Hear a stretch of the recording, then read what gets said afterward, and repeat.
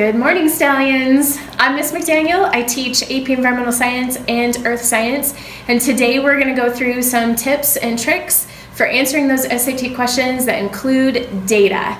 Data can be really confusing, and we just want to make sure that you have a system in place so that every time you see a data question, you're doing the same thing before you even answer the question. Okay, so with this one, we have a really short paragraph. But I don't want to start with the paragraph. Actually, I want to start with the data. So when I'm looking at a bar graph or any graph, the first thing I'm going to do is I'm going to read the title of that graph. So that's number one, perceived effect of co-working on business skills. Then I want to learn a little bit about what's on this data table. So with this one, I'm looking at up here, we've got two different bars. We have positive impact and we have negative impact, and that's going to be really important later. And then I'm not even going to look at the rest of the data yet. I'm going to read the question. So the question says, which choice most effectively completes the sentence with relevant and accurate information based on the graph above? Okay, so we do need a little bit about the graph, and we need to read the paragraph. So I'm going to jump over to the paragraph now, right? And these are those paragraphs where the number to the question is built into the paragraph. So you kind of have to look at that number, and you have to look at your question and know which part of the paragraph we're supposed to be looking at. So I'm going to jump right to that number, and it says 64% of respondents noted that co-working spaces prevented them from completing tasks in a given time. Okay, so I'm going to look back at my bar graph now, and I see that there's one, it says completing tasks in a given time, and there is a 64%. However, that is a positive impact. So because it is a positive impact, that makes this statement not true. It's not supported by that graph. So we need to change this sentence, and that's what this question is asking us to do. So we know it's not A, because A says no change. We can get rid of that. We know we need to change it. Letter B says 71% of respondents indicated that using a co-working space increased their creativity. I'm looking here again. Here's creativity. Here's our 71%. Okay, that's true, but are we sure that's the right question? I always read the other options just in case. C, respondents credited co-working spaces with giving them 74% of their ideas relating to business. Okay, 74% ideas relating to business, that's a positive impact. That's also a true statement. But the question asks us to pick the one that supports the information in the paragraph, right? So I'm going to go back to my paragraph, and I noticed that right before where it says 29, in fact right above it, it has the word creativity. That's my clue right there. That even though C is also a correct answer based on this data, that our answer to the question is actually B. And I'm going to double check my last option. Letter D is incorrect. If you read ahead real quick, you're going to see that it says improved by 12% for ability to focus, and ability to focus was a negative 12%. So that answer option is not correct. Make sense? Okay, what you're going to do now is turn the page, and you have a graph that you're going to work on. Go ahead and do the graph, and then I'll come back in and we'll talk through it.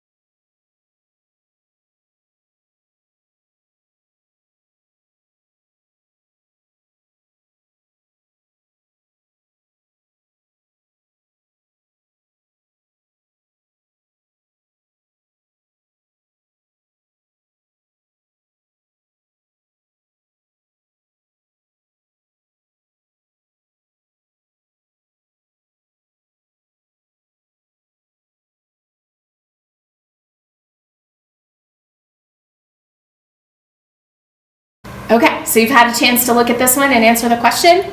Did you come up with B, the monetary value of the gift? Here's why this is the answer. Remember, we have the same process. Every time we look at a data table, we're going to start with the title, givers perceived and recipients actual gift appreciations. That means these people are appreciating their gifts, right? The givers are thinking that's how it's going to be perceived, and then the receivers are actually receiving it that way. Then we look at our axes. This one is mean appreciation, and then we have the roll down here at the bottom. So that's step 2 of looking at a bar graph. And then of course we need to look down here at our legend so that we know which bar goes with which, right? And so the light bar, more expensive gift, dark bar, less expensive gift. The question asks about the gift giver's perception of how the gift will be received, right? And that's down here in the rest of the question. So the bar here under the giver, right, with the highest amount is this light bar, more expensive gift. That makes our answer B. So if you got that answer, good job. Now we have a question that is just a data table, no graph. Again, we're going to do the same process. So what's step 1? Yep, we're going to read that title. Pathogen occurrence in honeybee colonies with and without colony collapse disorder. And you know what? Don't freak out. If you don't know what that means, don't worry. We're going to still figure out some of these answers without knowing the specifics of those, of that title. Then we're going to check out what we have in the graph itself. So number 2 is to look at those titles. And this one, do you notice how the bar goes all the way across 2 columns? That means that these 2 columns have something in common. Their title is % of colonies affected by pathogen, and then there's 2 types. There's the colonies with colony collapse disorder, and then there's colonies without colony collapse disorder, okay? But they're both percentages of the colonies. And then over here, our second title is the pathogen itself. So these words represent the name of the pathogen. And a pathogen is something that causes disease, okay?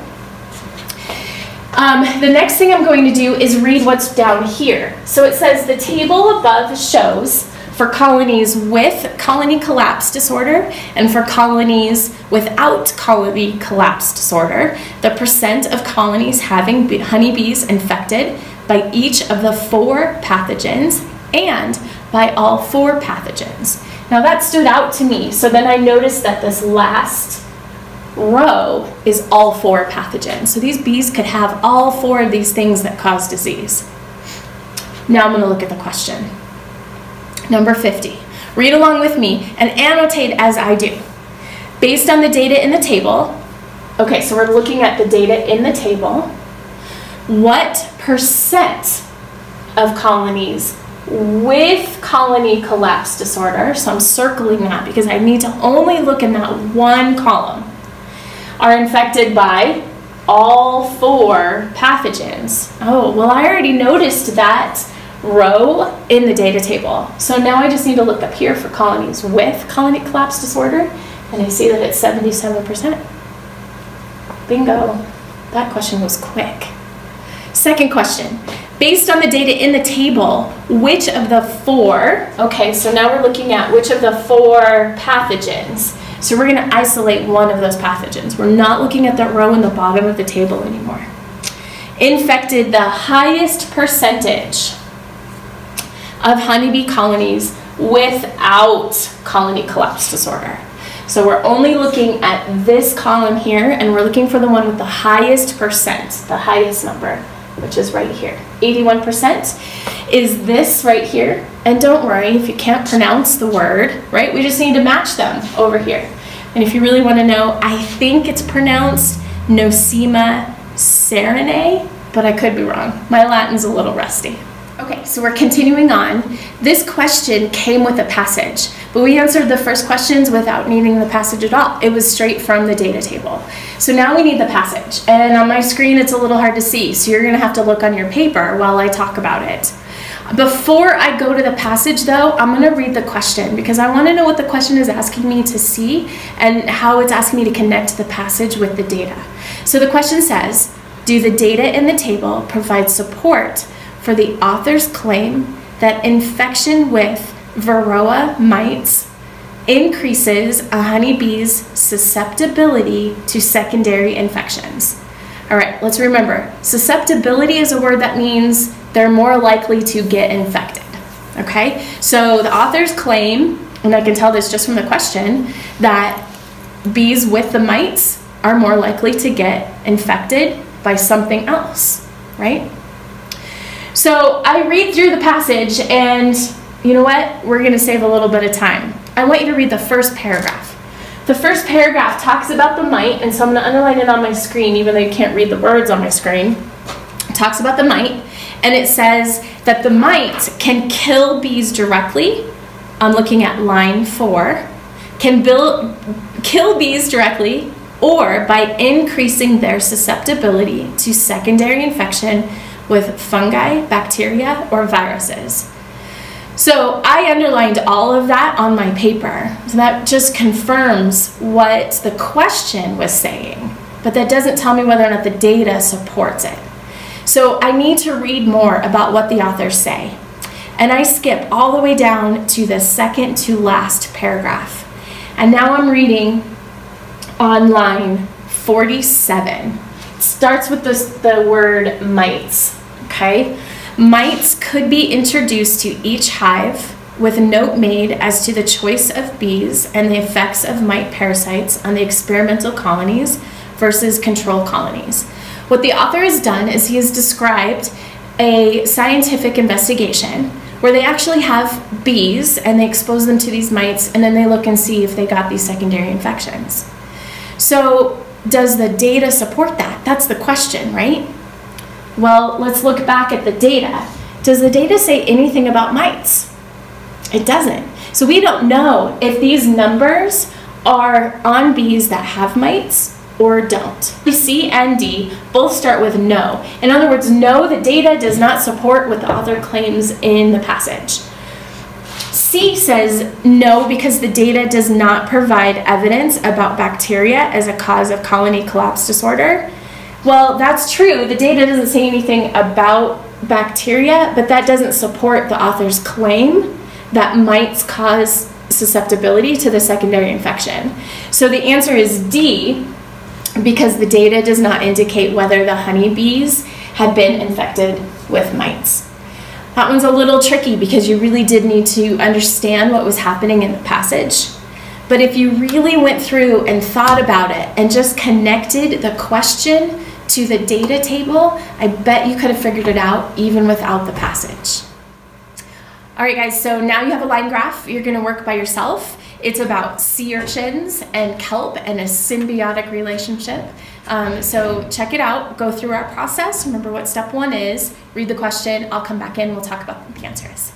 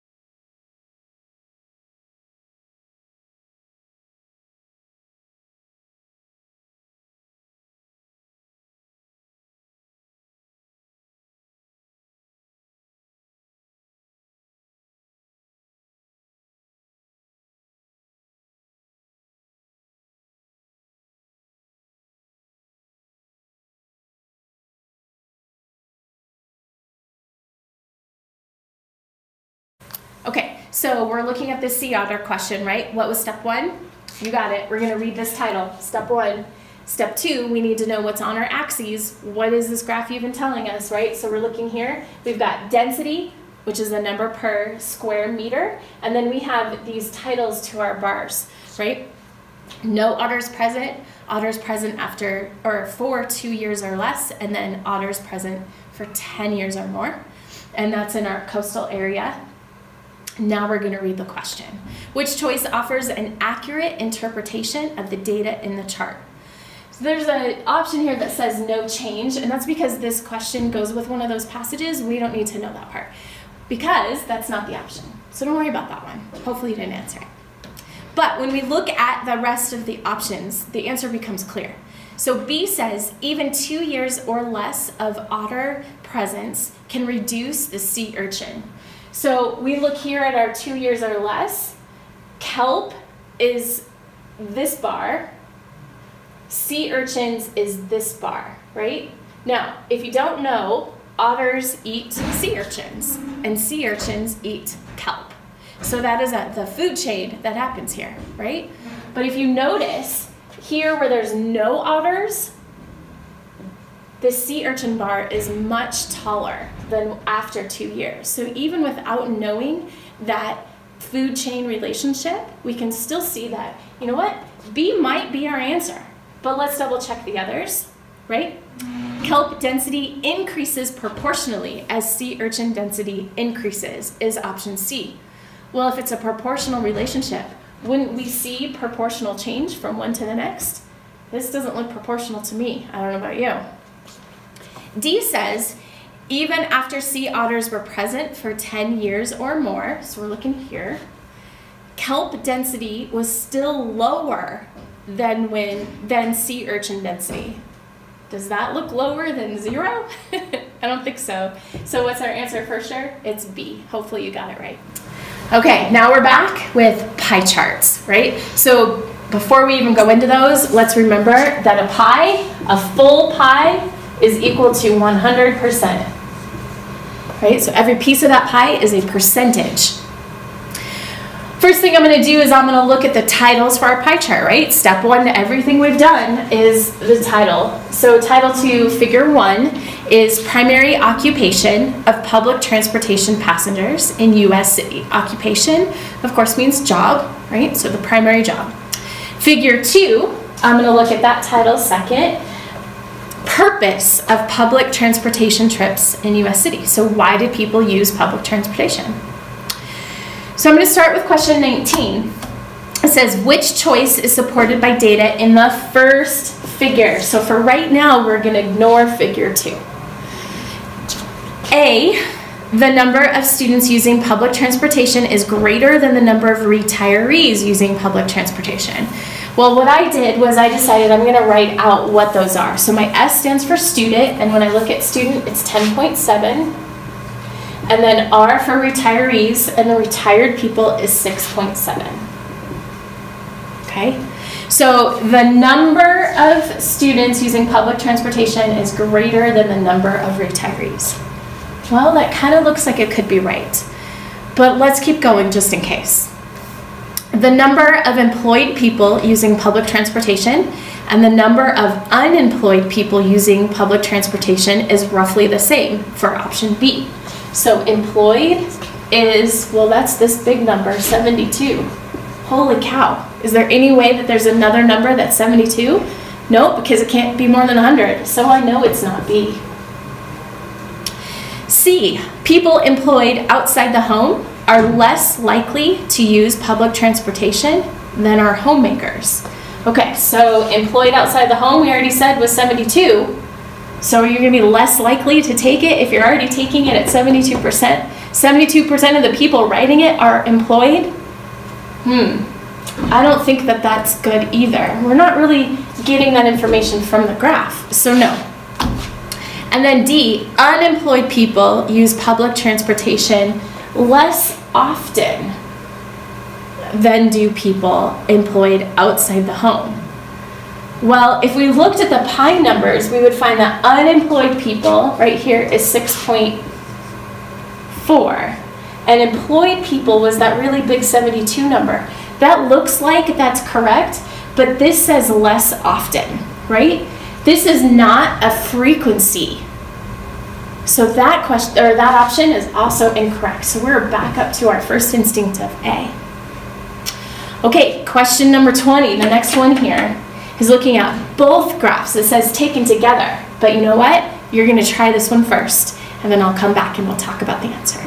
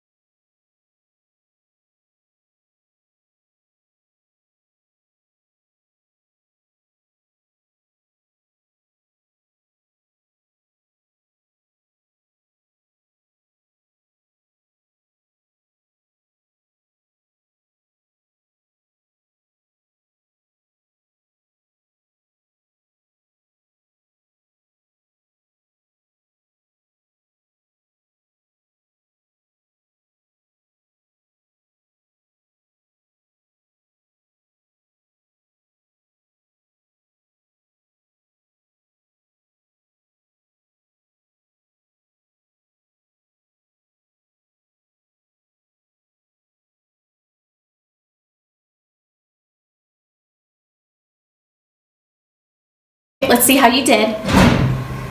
Taken together, the two figures suggest that most people who use public transportation, A, are employed outside the home and take public transportation to work. So this requires you to connect 2 points. So if they're employed, we already said it's that 72%, right? Employed outside the home, and then take public transportation to work. Well, the work number is 51.9. We can't get any bigger than that. That seems like a really good answer, but let's just double check just in case. Option B, are employed outside the home, but take public transportation primarily to run errands. That one's not right, and here's why. If we're going to work, our number is 59.1. What did we say about pie charts? They only add up to 100%. 59.1 is already more than half. So we know it's not B because the majority of the pie is going to work, okay? Option C, use public transportation during the week, but use their private cars on the weekends. Is that in the data? No, that's not the answer. D, use public transportation only until they are able to afford to buy a car. Well, that might be true, but it's also not supported in the data. So what's our answer? That first instinct, option A. Good job. All right, we have now a line graph. Have you seen one like this before? It looks kind of complicated, but we're gonna start with the same step we always start with, which is what? That's right, read that title. Read it, what does it say? Changes in depth of isotherms in an internal wave over a 24-hour period. And isotherms, the word has a little asterisk next to it. So when you look below the graph, it says bands of water at constant temperatures. That's right here. Okay, so that's what an isotherm is. Second thing we do is look at our axes. So this one here, our y-axis, that's our step 2, right, says depth below surface. What we need to realize is that these numbers get bigger as we go down, which is not always how we see line graphs. So I'm going to draw a line or an arrow so that I remember as I'm looking at this that they get bigger as I go down the graph. Then the x-axis is time, but notice that the title is up here, and that's because we're starting at a depth of 0, right? And so that's where that 0 marker is. So that's also the second thing I do is look at that time, okay?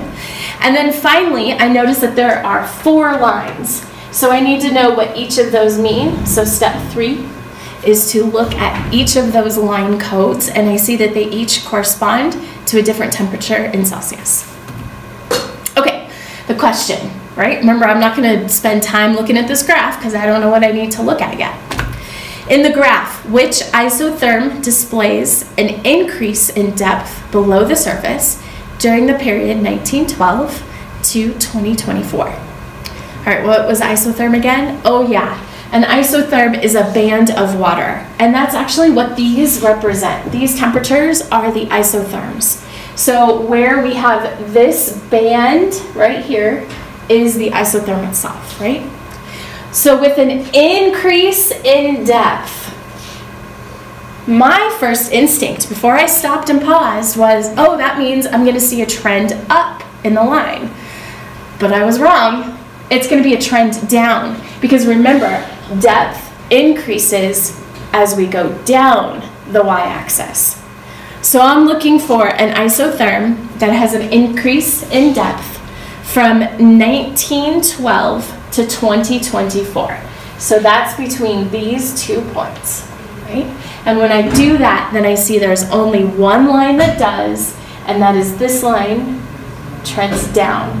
All of these others trend up or not move, right? And so my answer is 13 degrees Celsius. The same data, the same graph, goes with the big passage. For that first question, we didn't need the passage. But for these 2 questions, we do need the passage and we need the graph. So we're going to be referring back to both. Before we read the passage, though, let's read the questions to make sure we understand what's happening in the questions so we know what to read in the passage, what should stand out to us in the passage. So 51, which concept is supported by the passage and by the information in the graph? Well, that's a lot. We're probably going to have to read most of the passage to get that. 52, how does the graph support the author's point that internal waves affect ocean dynamics? Okay, that's also a lot. But I'm going to make this easier for you and for me, and because we have a limited amount of time. So I'm going to direct your attention to 2 paragraphs. I'm going to read them and underline with me, okay? So we're looking at the first paragraph, and I'm going to start at line 2. Unlike other large waves, these rollers, called internal waves, I'm going to underline that, do not ride the ocean surface. Instead, they move underwater, undetectable without the use of satellite imagery or sophisticated monitoring equipment. Despite their hidden nature, internal waves are fundamental parts of ocean water dynamics. Transferring heat, ooh, this sounds important again, transferring heat to the ocean depths and bringing up cold water from below. So I've underlined all of that as well. What this is saying is that in the ocean, these bands that we learned about in the graph, right, as they move, they're pulling, the temperature of the water is going to go up and down. So heat gets pushed down. Of course, the surface of the ocean is going to be warmer, and then the cold water is going to come up from below, right? Sort of like if you think about El Nino in your earth science class or your environmental science class, right? We have that upwelling of cold water, except this isn't a big massive amount. It's in these bands that we just learned about, the isotherms, okay? Now I want you to jump to the last paragraph. And I'm going to start on line 56, and I'm going to start underlining right away. As the tide rises and falls, and water moves through the straight, colder, denser water is pushed up over the ridges into warmer, less dense layers above it. This action results in bumps of colder water trailed by warmer water that generate an internal wave. And underlining again, as those waves move toward the land, they become steeper, much like the way waves at the beach become taller before they hit the shore. Back to underlining, until they break on a continental shelf. Remembering your earth science, you'll remember that continental shelves are below the ocean. So this isn't at the surface like a wave breaking on the shore would be. This is below the surface of the water, okay? So now we're back to our questions. Which concept is supported by the passage and by the information in the graph? A, internal waves cause water of varying salinity to mix. Graph doesn't talk about salinity, it only talks about temperature. Same with the passage. So it's not that one. We can mark it off. B, internal waves push denser water above layers of less dense water. Again, we're talking mostly about temperature. And I know some of you know something about salinity and temperature, and there's a connection, but for right now, we don't need to go that deep in our thinking. C, internal waves push band of cold water above bands of warmer water. Oh, did the water ever go up above colder water? Well, we could look back at the graph, right? And that 9 degrees Celsius, our coldest water band, the isotherm, is the one way down here at the bottom. Did it or any of the other lines cross over each other? Nope, and so we know that's not the answer. D, internal waves do not rise to break the ocean surface. Remember what I pointed out in that last paragraph? There's our answer. Those internal waves are not like the waves we see on the surface. They stay inside the ocean. Got it? Okay, 52. How does the graph support the author's point that internal waves affect ocean water dynamics? A, it demonstrates that wave movement forces warmer water down to depths that are typically colder. Well, remember what we talked about in paragraph 1? That sounds like a good answer. Let's put a dot there. We'll come back to it. B, it reveals the degree to which internal wave affects the density of deep layers of cold water. Again, there's nothing about density in our graph or in our passage. It illustrates the change in surface temperature that takes place during an isolated series of deep waves. Well, no, because that's surface temperature. We have nothing about surface temperature in our graph, and surface temperature isn't changing in our graph either. Temperatures aren't changing in our graph. We know it's not C. And D, it shows that multiple waves rising near the surface of the ocean disrupt the flow of normal tides. That's not in the passage either, so our first answer was the correct one. All right, we're gonna move on to another graph. It's a line graph about coffee, and you're gonna have a chance to practice with it yourself.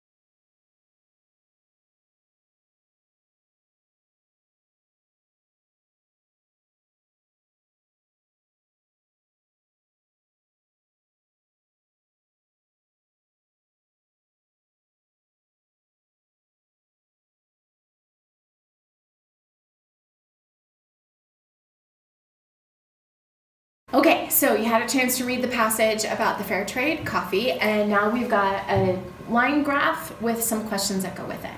I already marked my line graph as the 3 things I do first. I read the title, then I read the axes, and then I look at the legend, right? And so in the legend I learned there are 2 lines. We have our fair trade coffee and our regular coffee, and in the passage I learned what fair trade coffee was, right?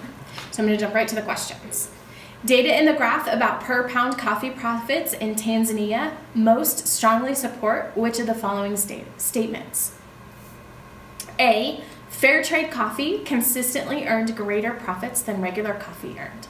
Well, since I already read my axes, this is our amount in US dollars per pound, and I see that fair trade coffee, yeah, it's a lot higher than that regular coffee. So A is a correct statement, but I want to make sure by checking the rest, right? B, the profits earned from regular coffee did not fluctuate. Well, I don't know about you, but this looks like fluctuating to me, right? So it's not B.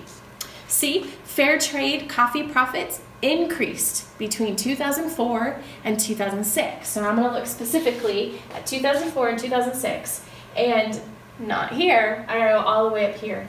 Well, this is really stable, right? So we know it's not C. D, fair trade and regular coffee were earning equal profits by 2008. Well, if they were equal, they would be overlapping at that one point, right? So we know it's not D. So our answer is A. If you got that right, good job. Number 20, data in the graph indicates that the greatest difference between per pound profits from fair trade coffee and those with regular coffee occurred during which period?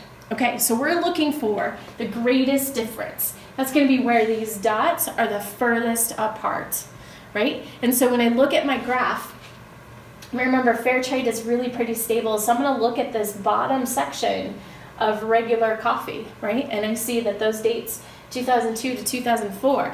Now I'm going to look at my answer options. Do I have one that does that? I do, right here, option B. Did you get that one right? Good job. Okay, for our last question, we need to look back at the passage. So the question says, data in the graph provide most direct support for which idea in the passage? Well, remember, the data in the graph is about fair trade coffee. So when you go back to the passage, you're going to see that in the paragraph that includes line 60, right? So go back over to the passage and look, where's line 60? Okay, that's the paragraph I want you looking at. Right? It talks about what fair trade coffee is. It says fair trade coffee, coffee that is sold with certification that indicates the farmers and workers who produced it were paid a fair wage, right? The question, again, we're looking for one of these ideas supported in the data, right? And so here are the ideas. Acting on empathy can be counterproductive. Ethical economics is defined by character. Ethical economics is still possible. Or people fear losses more than they hope for gains. Okay, so this can be a little tricky sounding, but when we really think about it, I think the answer comes pretty clear. We're looking at what here makes sense as support for this, right? If fair trade coffee is one where people who are making the coffee get a certification that the farmers and the workers are paid a fair trade, does that make it an ethical thing? I think so. That means that everybody's getting what they should, right? And there isn't a corporation that's taking a lot of money and not paying their workers. So that brings me to ethical economics. And this is about economics, right? What's economics? It's that money part. If we can do fair trade coffee at a high profit, that's possible, right? And so the answer is C, ethical economics is still possible. All that other stuff we can't tell in our data. And we can confirm that that is the right answer by looking back down here, and in the same paragraphs, the last sentence, it says, where ethics applies, ethical economics is still possible. So we just connected fair trade coffee, which is what our data is about, to a statement made in the passage. And that's what's important. Even if these other statements appear in the passage, they have nothing to do with what's on the graph. All right, stallions, that's it for me for today. Tuesday's coming up right around the corner. Remember, get a good night's sleep, eat a good breakfast, and rock those PSATs and SATs like I know you can.